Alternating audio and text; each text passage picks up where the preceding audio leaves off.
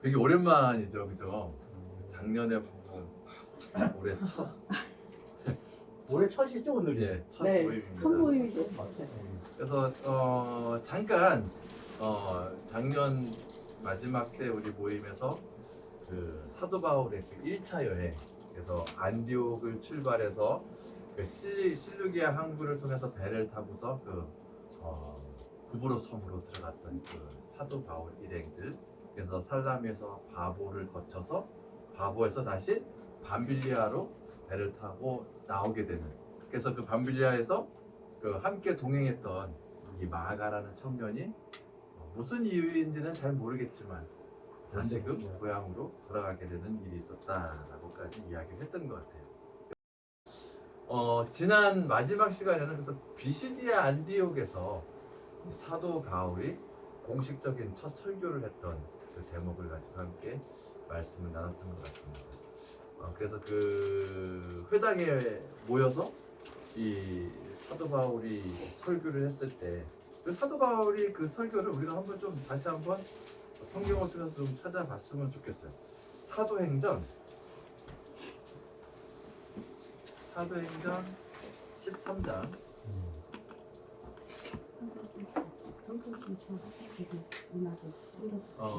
사도행전 13장 13절부터가 이제 그 요한이 이제 돌아가고 이제 그 비시디아 안디옥으로 향하면서 사도 바울이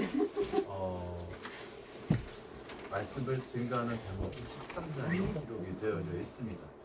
그런데 우리가 좀 눈여겨봐야 될 대목이 뭐냐 하면 사도 바울이 거기서 스데반 집사님의 그 설교를 모사했다는 얘기를 잠깐 했었죠.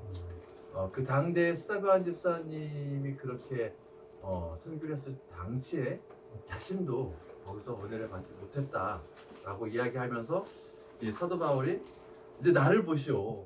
그때는 나도 아무 느낌을 받지 못했고 은혜를 받지 못했지만 그 설교가 결국에는 사도 바울의 그런 마음을 이렇게 다시금 사로잡게 만드는 그런 설교가 되지 않았나, 우리가 또 이렇게 생각을 해보게 됩니다. 그 사도 바울의 설교 중에서 중요한 대목이 뭐냐면 46절 그리고 48절에 보면은 영생이라는 단어가 나와요. 영생이라는 단어는 결국에는 우리가 어떻게 해야 구원을 받는가에 대한 그 문제거든요. 예? 그래서 제가 이 어떻게 해야 이 구원을 받는가에 대한 그 문제를 우리가 한번 다시금 생각해 보면서 이 교회사에 대해서 우리가 조금 알고 갔으면 좋겠다라고 해서 지난주에 그렇게 해서 마무리를 졌던 것 같아요. 그래서 우리가 교회사, 우리 기독교, 우리가 기독교의 탄생을 떠올리기 이전에 우리가 좀 주목해야 봐야 될 종교가 있다면 아마 그것은 유대교일 거예요. 유대인들이 섬겼던 그 하나님, 유대인들의 하나님은 우리가 야훼라고 많이들 표현을 하죠. 그들이 부르는 하나님은 존칭은 야훼예요. 우리는 하나님이고, 예. 유대인들에게 있어서 제가 계속 여러분들에게 강조를 하지만 유대인들에게 있어서 특별한 사상이 있었다고 그랬죠. 특별하게 그들만이 가지고 있던 특별한 사상, 선민사상. 하나님께서 자신들의 민족을 선택해 주셨다는 아주 그 선민사상이 아주 짙게 깔려 있습니다. 특별히 이 아브라함은 어떻게 보면은 하나님 다음으로 그들에게서는 굉장히 좀 위대한 인물이에요. 하나님 뭐 신적인 존재지만은. 그래서 이 유대인들이 그 선민 사상, 하나님께서 우리 민족을 택하셨다는 그 자부심도 있었지만 그 자부심 가운데 또 뭐가 있었냐면은 우리는 하나님께서 선택하셨기 때문에 우리는 특별히 율법이라는 것을 우리가 잘 지키면서 살아가야 돼 라고 하는 이러한 관념이 그들 생각 가운데 있었다는 거예요. 그래서 이 선민사상과 더불어서 이들은 율법의 가르침, 율법을 엄청나게 지키고자 노력을 하면서 살아갔다는 거예요. 자, 그런데 우리가 이제 그 세계사, 종교, 그러니까 교회사 입장에서 보면은 1세기 때 이제 예수님께서 탄생을 하시게 되죠. 자, 유대인 그 유대교 안에서의 그 하나님은 그러니까 유대인들만을 구원하시기 위한 자신들의 하나님이라고 생각을 해왔어요. 그러나 예수님께서 어땠어요? 유대인들만을 위해서 하나님께서 보내주셨다고 그랬나요? 아니잖아요. 예수님이 오신 목적은 온 인류예요. 모든 사람들. 그리고 예수님께서 활동하시면서 그 유대인들을 향해서 책망하셨던 대목이 뭐냐면은 너희들이 그렇게 지키는 형식적인 율법은 차라리 지키지 않는 게 나아. 그들의 그러한 형식적인 것에 얽매여 있는 모습을 예수님께서 굉장히 책망하셨던 모습을 우리가 볼 수가 있어요. 어쨌든 간에 우리가 교회사적인 입장에서 본다면 1세기 때 이 예수님께서 탄생한 것이 어떻게 보면은 유대교회에서 다시금 이제 새로운 기독교가 탄생하는 모습을 우리가 볼 수가 있어요. 우리가 또 배웠어요. 자, 지난 우리 사도행전 11장에 보면은 그때는 이제 바나바의 활동이 좀 컸던 시대였죠. 그래서 바나바가 예루살렘으로서 어디로 갔어요? 안디옥에 가서 그 안디옥에 모인 무리들을 누구와 함께? 사울과 함께 1년 동안 그들을 가리켰다고 기록이 되어 있으면서 비로소 그들에게 어떤 칭호가 붙어졌어요? 1년 후에? 예, 그리스도인이라고 칭호가 붙어졌거든요. 그 그리스도인이라고 칭호가 붙은 것이 바로 기독교의 탄생입니다. 그리스도교의 탄생입니다. 그래서 1세기 때 예수님의 탄생으로 말미암아 유대교회가 갖고 있던 그 사상이 바뀌게 되고, 어떤 사상? 그들이 갖고 있던 선민 사상이 깨어지고 모든 인류를 위해서 예수님이 오셨다는 것을, 하나님은 모든 인류를 사랑하시고 구원의 계획을 갖고 계신다는 것을 예수님을 통해서 우리에게 알려주셨던 것이죠. 자, 또 이제 교회사적으로 본다면 이제 4세기 때 좀 이제 큰 일이 생기게 되는데, 자, 1세기부터 4세기 약 400년 동안 이 기독교인들이 그 로마의 박해를, 엄청난 박해를 받게 돼요. 그래서 이 기독교인들이 우리는 하나님을 믿고 하나님께 예배를 드려요라고 하는 이것을 대놓고 드릴 수가 없어요. 왜냐하면 그 당시에 황제는 신과 같았거든요. 예, 제정 정치예요. 예. 그래서 로마 시민들은 그 황제를 신격화해서 우대했고 그를 숭배하게 했고, 그러나 이 기독교인들, 당시의 크리스토교인들은 그것을 할 수가 없었죠. 그래서 어떻게? 땅속으로 들어가서 카타콤이라는 데서 생활하면서 예배를 드렸던 모습을 볼 수가 있어요. 자, 그런데 이 4세기 때 어떤 일이 벌어지냐면은 로마의 황제 중에 콘스탄티누스 대제라는 사람이 다스리게 되거든요. 엄청난 일을 해서, 제가 지난번에 12사도들에 대해서 우리가 한 명씩 공부를 했잖아요. 그때도 잠깐 말씀을 드렸는데, 이 로마가 기독교를 박해하는 데서 이제는 이 종교 중에 하나로 인정을 하게 되는 엄청난 일이 벌어지거든요.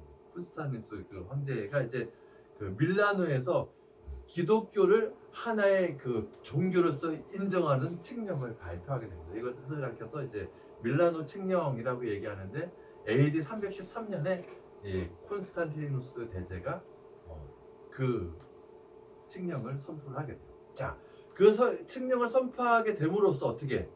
이제는 우리가 땅 속에서 예배를 드릴 것이 아니라 이제 나와서 예배를 드려도 우리는 이제 박해받지 않아.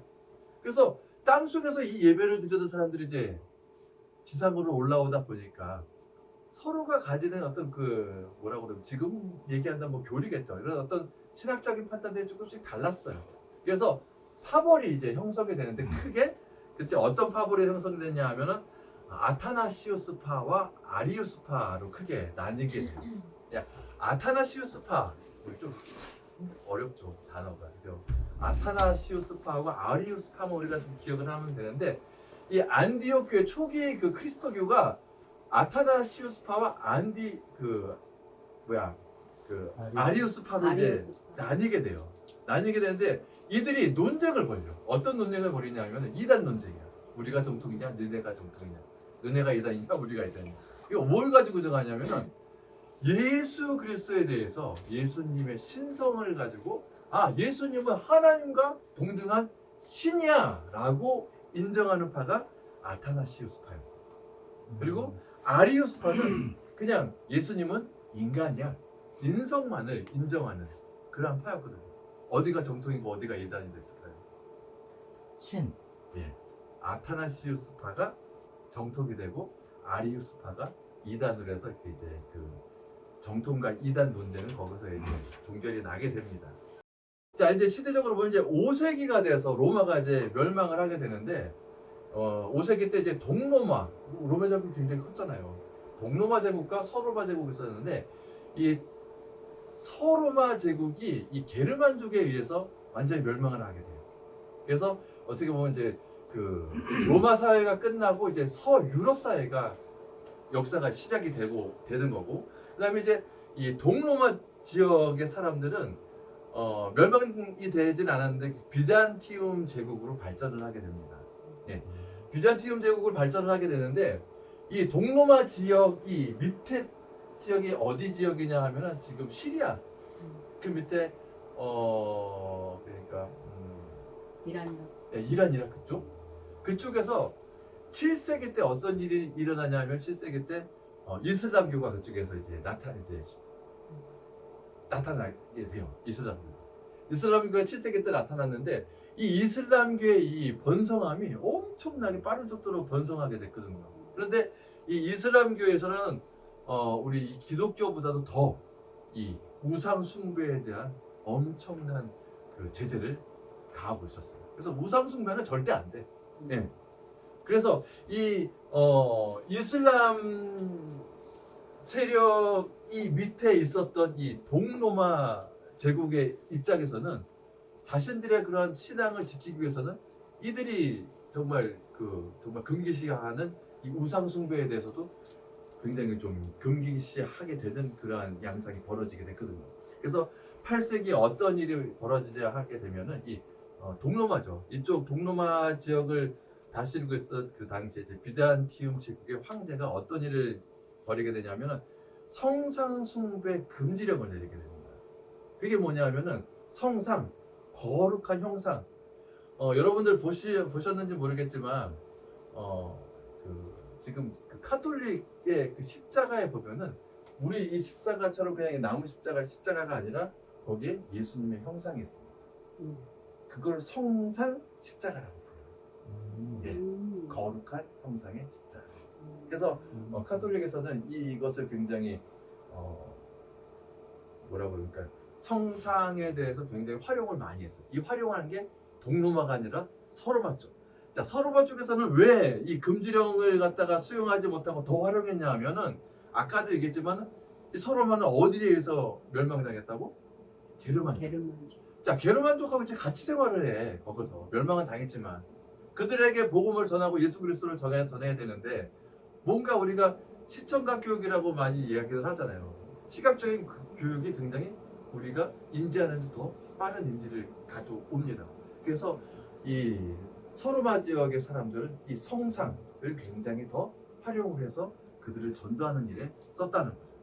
이렇게 해서 8세기 때는 이렇게 동로마와 이제 서로마는 이제 멸망하게 돼서 서유럽 역사로 이제 변모하게 되고 결국에는 이 11세기에 와서 아까 나뉘어졌던 이 아타나시우스파 그리스도교가 동유럽 지역 교회와 서유럽 지역 교회로 완전히 나뉘게 돼요. 이게 1054년에 나뉘게 되는데 동유럽 지역에는 여러분도 많이 들어보셨을 거예요. 동유럽 쪽에는 이 그리스 정교회, 동방 정교회라고도 부르죠. 또 러시아 정교회라고도 부르죠. 그리고 이 서유럽 쪽에는 이제 로마 카톨릭이 비로소 이제 들어서게 됩니다. 이렇게 나누어진 이 아다나시우스파의 이 그리스도교가 이제 본격적으로 동유럽과 서유럽으로 나눠짐으로써 동유럽에는 동방 정교회, 서유럽에는 로마 카톨릭 이렇게 나눠지게 되고, 자 이제 이 로마 카톨릭이 16세기에 와서는 또 나누어지게 돼. 여러분들이 잘 알고 있는 16세기에 어떤 일이 있었어요? 1517년에 산업혁명도 있었지만 교회사 쪽으로 보면은 종교개혁이 있었죠. 종교개혁. 이 종교개혁이 이제 1517년에 있었는데 이 종교개혁이 크게 이제 독일에서 그리고 스위스에서 그리고 영국에서 일어나게 됩니다. 이 독일에서는 여러분들은 잘 알고 있는 마틴 루터라는 사람이 신학대학교 교수이자 성직자였어요. 그런데 이 마틴 루터가 그 당시에 왜 종교개혁을 일으킬 수밖에 없었냐면은 그 당시에 이 로마 카톨릭이 엄청나게 부패했거든요. 맞아요. 부패해도 너무너무 부패했어. 그 중에서 가장 컸던 게 뭐냐면은 그 당시에 로마 카톨릭에서 판매했던 면죄부 판매. 맞아요. 면죄부라고도 이야기하고 어떤 사람들은 뭐 면벌부라고도 이야기를 하더라고요. 저는 면죄부라고 많이 들었어요. 면죄부 판매가 어떻게 이게 뭐냐면은 당신의 죄를 이 티켓을 사면은 다 면해진다는 거야. 결국에 천국의 티켓과 똑같아.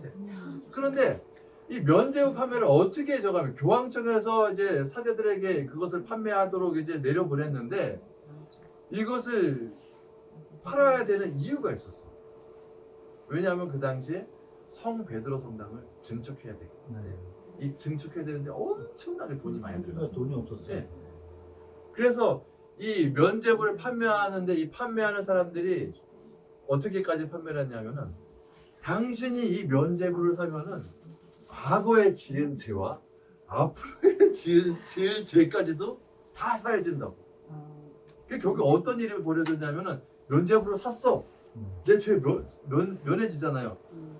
돈 주고 산 그 그러니까 판매자의 돈을 갈취하는 그러한 일도 벌어졌다고 합니다.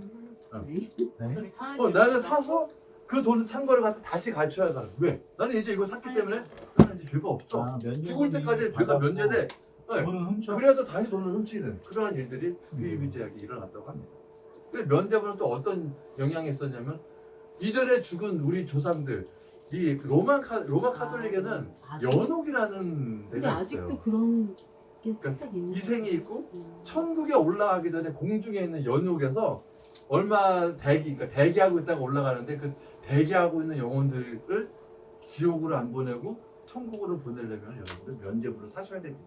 그렇게 해서까지도 아직도 면죄부를 그런 비슷한 게 네. 있는 것 같은데요. 삼점천 뭐 얘기하면서 연옥은 아직도 얘기합니다. 연옥을 얘기하고. 예, 그래서 하여튼 그렇게 해서 판매가 되어졌던 이 면죄부 판매를 인해서 굉장히 종교개혁이 크게 일어났고 이 루터가 더군다나 이 종교개혁을 성공으로 이끌 수 있었던 거는 그 당시에 구텐베르그 구텐베르그란다 저기 누구야 구텐베르그 맞아.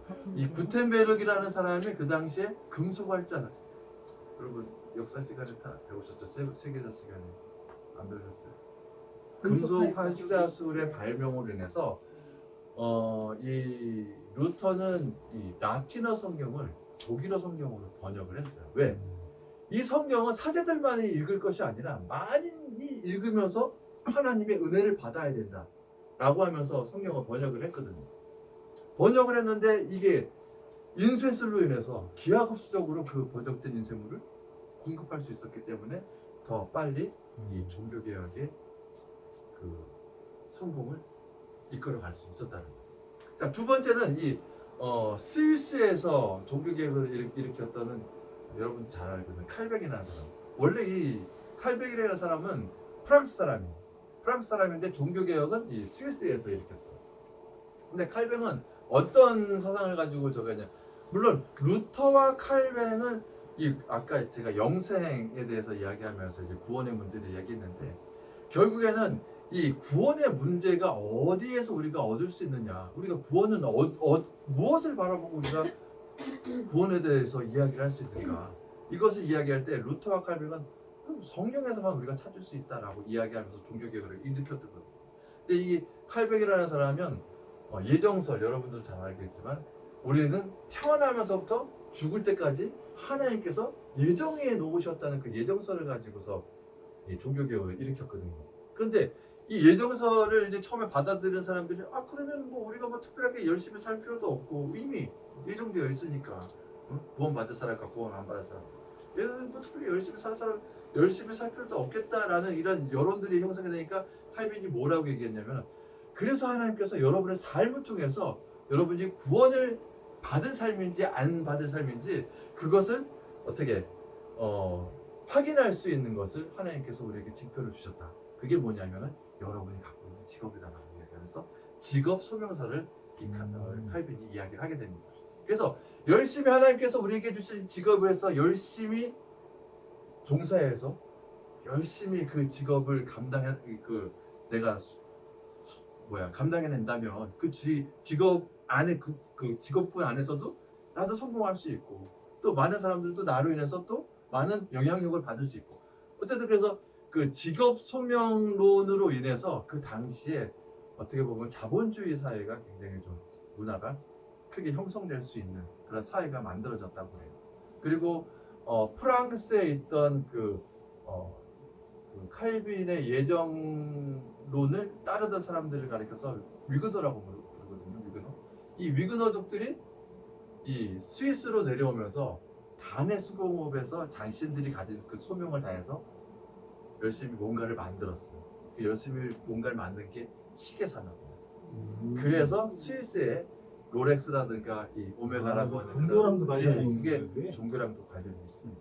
그렇게 해서 그 사람들이 직업에 대한 소명을 가지고 열심히 그래서 만들어서, 열심히 만들어서 명품이 되고 지금 명품 시계를 만들었다는 이야기를 들을 수가 있어요. 자, 그 다음에 한 명이 이제 그 영국에서 종교 개혁을 일으켰던 이 헨리 팔세라는 사람이 있는데 이 사람은 좀 그 종교 개혁을 일으켰던 관점이 틀려요. 그 관점이 뭐냐면 이 사람은 이혼 때문에 종교 개혁을 일으켰습니다. 이 헨리 팔세는 자신이 결혼을 하게 된 그 캐덜이라는 맞아요. 왕비가 있는데 이 캐더린이 자기가 사랑하는 사람이 아니야. 형의 처야. 근데 형이 그 후사도 보지 못하고 죽었어 일찍. 그래서 사랑하지 않는 그 아내를 맞이하게 되는. 옛날에는 그런 일들이 좀 많았잖아요. 후사를 좀 이어나가기 위해서. 그런데 이 헨리 팔세가 굉장히 잘생겼어. 그리고 끼도 많아. 이 캐더린이라는 이 자기 원 부인을 사랑하지 않고 캐더린의 그 몸종이었던 그 엠블린이라는 여인을 사랑하게 됩니다. 둘이 또 마음이 맞았어. 그래서 이 엠블린이라고 이제 결혼을 하게 되는데 이혼을 해야 되잖아. 그래서 이 사람이 뭐를 천명하게 되냐면 수장법이라는 것을 천명을 하게 되는데 그게 뭐냐면은 그 영국의 모든 성직자는 왕에게 종속되어진다라는 그런 법명이야. 그래서 이것을 천명하면서 이제 로마 카톨릭으로부터의 그런 제재를 벗어나게 됩니다. 받지 않게 됩니다. 그래서 이 영국에서 이 헨리 8세의 그런 종교 개혁으로 인해서 나타난 종교가 영국 국교회. 그 영국 국교회가 우리나라에 들어오기에 우리 굉장히 익숙한 성공회 대학교 아시죠? 성공회 대학 성공회가 영국 국교회가 우리나라에 들어와서 이름을 남기게 된 종교이기도 합니다. 어떻게 보면 이 영국 국교회는 굉장히 지금도 그 로마 카톨릭과 이런 교리 같은 부분이 굉장히 유사해요. 동방 종교하고 틀리게 굉장히 유사하고 어떻게 보면은 좀 뭐 다른 것들이 있다면은 그쪽에 그 동방 종교의 로마 카톨릭의 사제들은 결혼하지 않는데 이 영국 국교회 성교구의 사제들은 결혼을 한다는 거. 뭐 이런 좀 차이점입니다. 아까 그 헨리 8세를 잠깐 되돌아간다면은 이 헨리 8세가 자기가 사랑했던 그 앤블린도 자기의 손으로 죽이게 됩니다. 왜 죽이냐면은 딸만 낳고 아들을 못 낳았다는 이유로. 그리고 그 이전에 다른 여자하고 또 눈이 맞았어. 그래서 그 엠블린도 죽이게 되는데 이 헨리 8세와 엠블린과의 사이에서 나온 딸이 하나 있어. 그 딸이 누구냐면 여러분이 잘 알고 계시는 엘리자베스 1세. 그래서 엘리자베스 1세의 이 시각에서 본다면 아빠는 바람둥이야. 엄마는 아빠가 그렇게 사랑해서 결혼했는데 아들을 못 낳는다고 해서 아빠가 엄마를 직접 또 죽였어. 남자에 대한 어떤 로망이 있을까요? 없을까요? 없겠죠. 그래서 이 엘리자베스는 뭐 짐은 국가와 결혼했다라는 유명한 말을 남기고서 평생을 독신으로 살았다고 하는 삶을 잘 알 수 있게 되죠. 이렇게 해서 보면은 벌써 이제 유대교부터 시작을 해가지고 우리 기독교가 이렇게 어떻게 변천하고 나왔는지 종교 개혁을 통해서 우리나라에 들어온 거는 이제 구교와 신교, 로마 카톨릭, 성당, 신교, 개신교, 우리 교회 이렇게 해서 나눠서 지금까지 우리가 이렇게 교회에서 예배를 드릴 수 있게 될 겁니다. 뭐 특히 뭐 이렇게 좀 이해 안 가거나 좀